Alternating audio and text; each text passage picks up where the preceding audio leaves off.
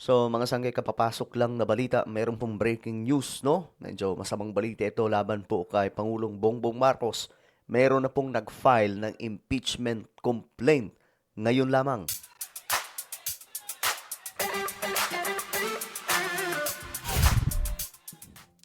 Yo guys, what's up? This is me. I'm back for another vlog today. Kamusta po kayo mga kababayan, mga solid sangkay? Eto nga, no? Meron pong nag-file ng impeachment complaint ngayon. Ngayon lamang mga sangkay, laban po kay PBBM.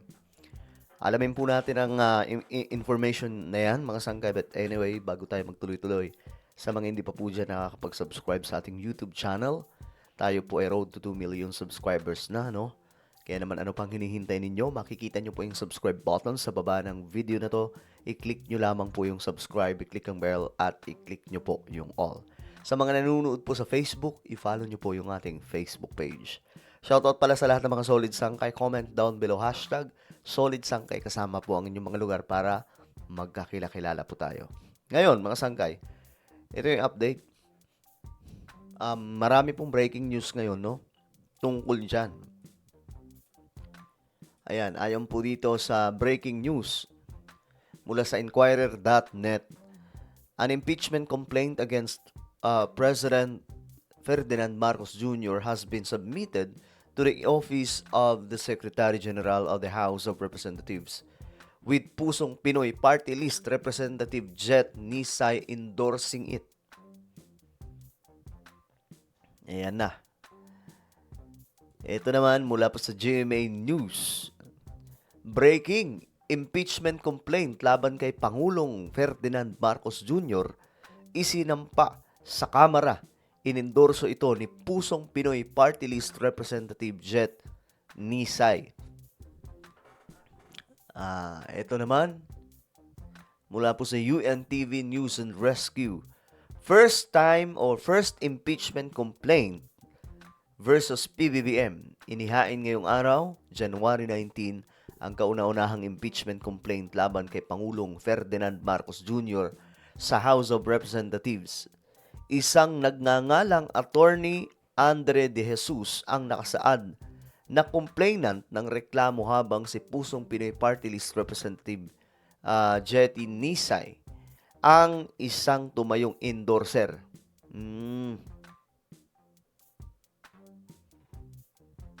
Talagang ano to eh. Naalala nyo mga sanggay yung sinabi natin o napagkwentuhan natin nakaraan? Na paunahan po ito na may mag-file ng impeachment complaint. So yung isa, laban po kay Vice President Sara Duterte. Yung isa naman laban kay PBBM. So dalawa mga sangkay. Pero, ito lang yan. Magkakaalaman po ito sa pag-usad. Kung halimbawa, kung ibabasura ba ito ng House of Representatives, kasi doon po magsisimula ito mga sangkay, or itutuloy papunta sa Senado. Depende po yan. Sa ngayon, marami pong kakampi si PBBM sa loob ng Kamara. Pero, pwedeng mabaliktad yun. Lalong-lalo na po, tinutugis ni BBM ngayon yung mga korap. Kasi pwedeng matakot yung mga representatives na baka sila ang madiskubre ni BBM at ilaglag din. At makulong. So, ganun ang ano dyan, mga sangkay. Kumbaga, parang makikiusap ka sa demonyo niyan. Para lang makalusot, ilaglag na natin si BBM. Pwedeng ganun ang mangyayari. Pero, depende pa rin yan, mga sangkay. Kasi, gaya ng sinasabi ko, as of now, marami pong kakampi si BBM sa loob ng Kamara. So, pwedeng mag-file. Kahit sino pwedeng mag-file ng impeachment eh. Pero, depende sa grounds at kung talagang namang ka-impeach. Kasi kung puro hangin yung laman, mga sangkay, puro sabi baka sabihin, halimbawa yung laman ng impeachment complaint, sasabihin lang doon na baka siya ay nagnakaw kasi siya ay pumirma ng ganito, baka siya ay ganito, baka siya ay corrupt. Yun lang mga sangkay. So, depende yan. Pero yung kay VP Sara, posibleng umusad kung sakasakaling mas marami, no, ang mag-aproba sa impeachment complaint. Ayan, ito po yung impeachment complaint versus PBBM. Breaking news. May naghain ng impeachment complaint laban kay Pangulong Ferdinand Marcos Jr. sa Kamara de Representantes ngayong umaga. Ang impeachment complaint ay inihain ni Andre De Jesus at inendorso ni House Deputy Minority Leader at Pusong Pinoy Party List Journey Jet Nisay. Ito po yun.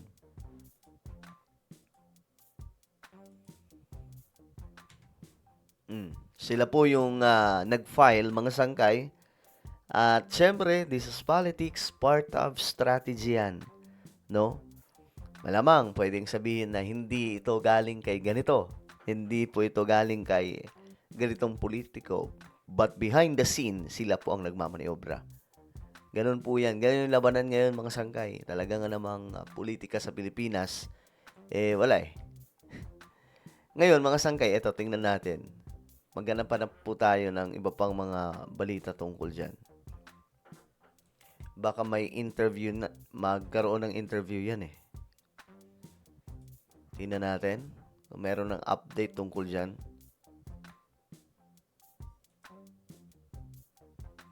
May sunog oh. Akala ko DPWH building na naman nang nasusunog. Tingnan natin.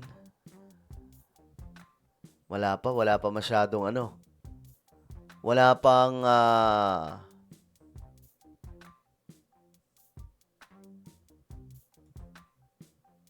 pang balita, wala pang update tungkol doon.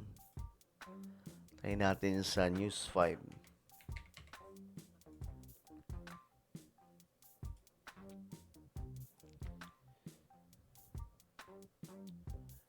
Wala pang So, wala pa gaano. Sobrang bago kasi ng balitang to eh. Ito, bilyonaryo. Sobrang bago ng balita na to, mga sangkay.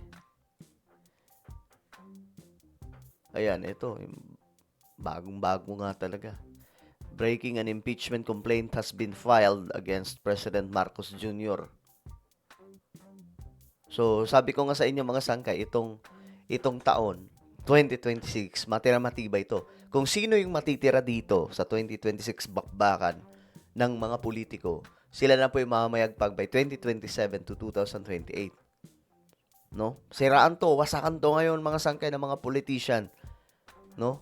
Kaya nga, mga sangkay, medyo kalma lang tayo. Wag po tayo masyadong papa-apekto, no?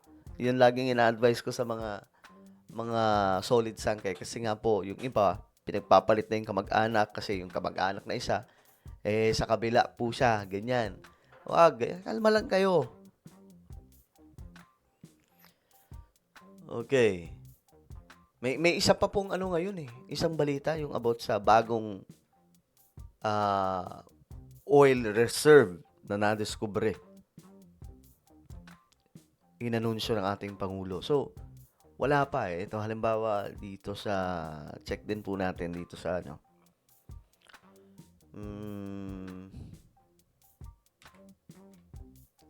Inquirer.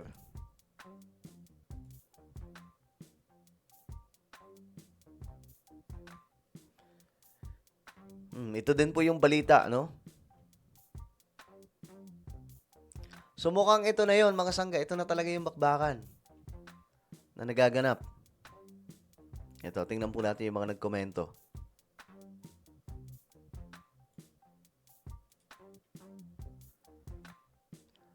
Ready to rumble, sabi dito, ready to rumble the Davids and Goliath. Day of renacking begins. Good luck, impeachment is a political exercise. I doubt if it will process since he has a lot of allies in the House of Representatives. Yan sinasabi ko mga sangkay na medyo malabo to kasi nga po madami pong kakampi si BBM sa loob ng Kamara. So, pwedeng pagdating doon, dads agad yung impeachment complaint.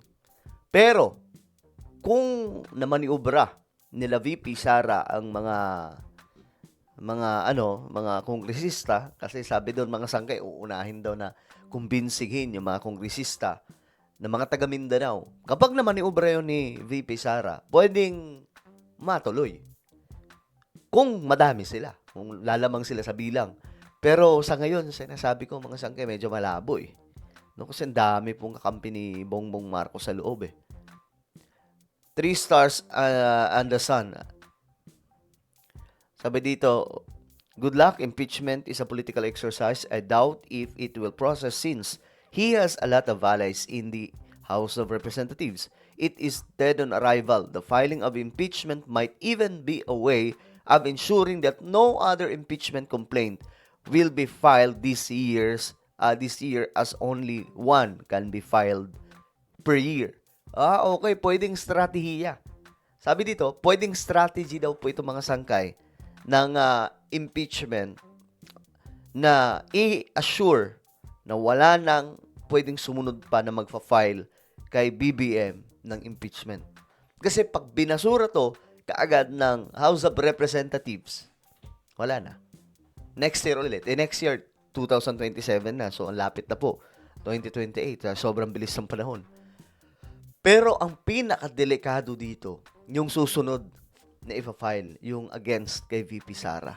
Yun talaga. So, ito po yung breaking news ngayon. Ano po ang inyong opinion? No, ano sa tingin nyo? Mayayari ba si BBM sa impeachment complaint na ito? Comment down below. Meron po tayong YouTube channel, Sangkay Revelation. Hanapin nyo po ito ngayon sa YouTube. Kapag nakita nyo na, i-click nyo po yung subscribe, i-click ang bell, at i-click nyo po yung all. Ako na po ay magpapaalam. Mag-iingat pong lahat. God bless everyone.